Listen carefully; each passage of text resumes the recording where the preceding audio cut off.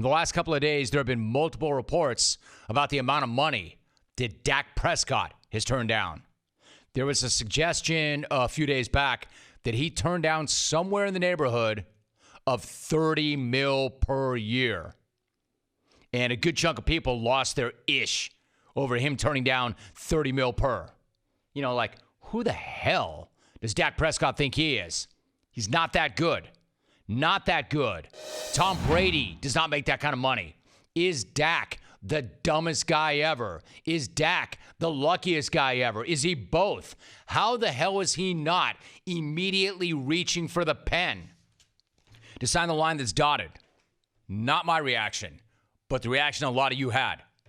So you can imagine if that was the reaction to the report that he had turned down $30 million. You can imagine if that was the reaction that same crowd reacted to the report yesterday, that the reason he turned down $30 million per is because he's asking for $40 million per. So the same people that lost their minds when he said no to 30, allegedly, really lost their damn minds when they saw the reason for it, that he wants 40, reportedly. All right, so you know those reports. Now, here's a report from me. Here's the news that I would like to break. My report, according to Jim Rome, none of it matters. None of it. I'm not going to question the validity of those reports, but throwing around numbers like that without having any idea of the contract length or the guaranteed money is just pointless. It's a waste of time. I mean, let's start with the basics. $30 million per year that is fully guaranteed is a lot less than $40 million per year that is not guaranteed. And we don't know what is and what isn't. Then we come to the real part of the conversation, the real meaty part, the part where people start saying that Dak is not worth $30 million, that Dak is in no way worth $40 million, that if they pay Dak that much money, they're not going to have enough to pay Ezekiel Elliott or Amari Cooper. Let me touch on the last part of that first. The salary cap. It's a joke. The salary cap is a joke. Jerry Jones has more than enough money to pay Dak Prescott, Ezekiel Elliott, and Amari Cooper, whatever the hell he wants to pay them. He wants you to believe that there's not enough money to go around, but he's got enough money. The salary cap is an artificial ceiling that the owners put in place so they can say that their hands are tied and they really can't pay guys what they actually deserve. Fact. But leave that aside for now.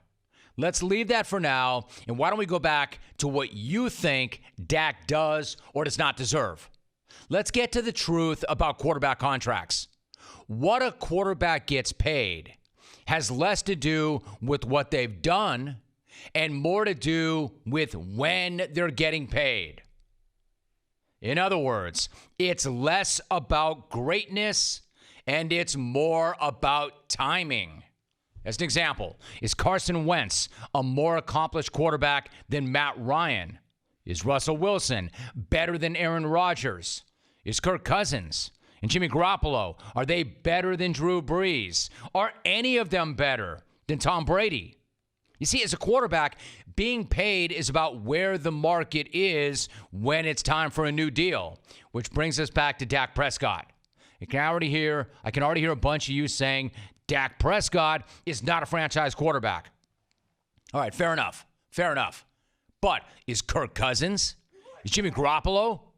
Look, in 3 years, 3 seasons, Dak Prescott has an Offensive Rookie of the Year award, 2 NFC Eastern titles, 2 Pro Bowl appearances, and a playoff win. When you draft a quarterback, you can't hope for much more than 3 seasons, which include a Rookie of the Year award, a pair of division titles, and a couple of Pro Bowl appearances. Yeah, I know. 1 playoff win does not sound like a lot until you consider the Cowboys have won a total of 3 playoff games since 1996. No, he's not Breeze. No, he's not Pat Mahomes. And maybe he has not taken the big step that everybody thought that he might take after his rookie season. But let's not let great be the enemy of damn good. Let's not lose sight of what the guy has done. Dak is not going to blow you away with these numbers, but try these numbers on for size. Earlier this summer, Carson Wentz signed a deal worth a reported $32 million per year. Dak Prescott has put up better numbers than Wentz since they both entered the league. More wins, more passing yards, more game-winning drives, better completion percentage. The list goes on. Yeah, I know. I know what you're thinking. Dak has more talent around him. Fine. Let's work that out. And this is not about bashing Carson Wentz. He's legit.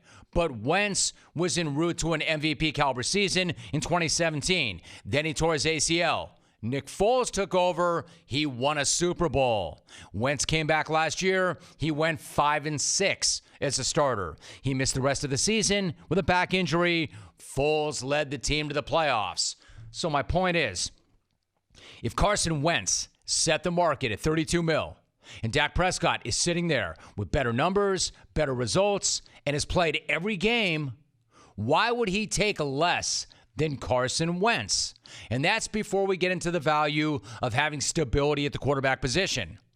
Are there better quarterbacks than Dak Prescott? Yes. He'd probably tell you the same thing. But where are you going to find that quarterback?